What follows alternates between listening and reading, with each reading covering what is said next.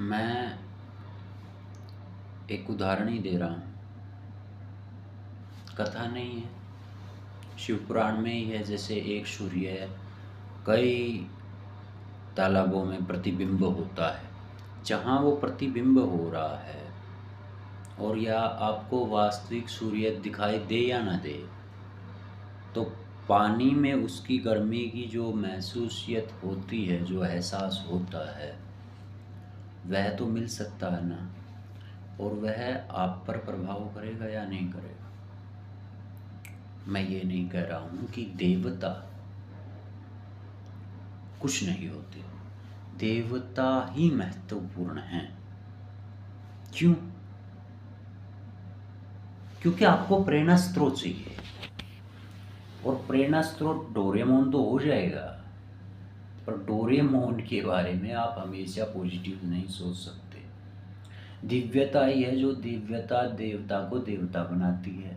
अब आप जिस तरह का माइंडसेट चाहते हैं, क्या उस देवता का वैसा स्वभाव है, तो वो देवता आपके लिए कार्य करेगा। मतलब आप केवल केवल प्रतिबिंबता चुन रहे हो, और यही प्रतिबिंबता का चुनाव आपके व्यवहार का आधार बनेगा। और देवता के बारे में कभी आपने गलत नहीं सोचा होगा, और ना ही आप गलत सोच सकते हो।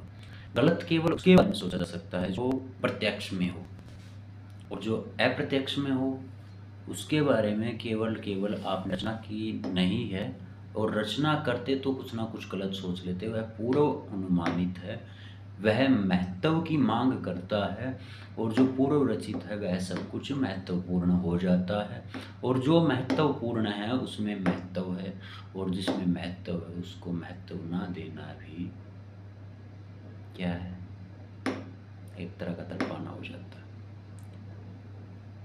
मैं एक बात जो कह रहा था, मूल यह है कि आप अपने प्रेरणा स्रोत में स्वयं को देखो, या किसी चरित्र की रचना करके देखो। यदि आप उसके बारे में सकारात्मक सोचते हैं, तो वह सकारात्मकता दिव्यता में बदल जाती है, और वही दिव्यता उसको देवता के रूप में खड़ा कर देती है। बात खत्म।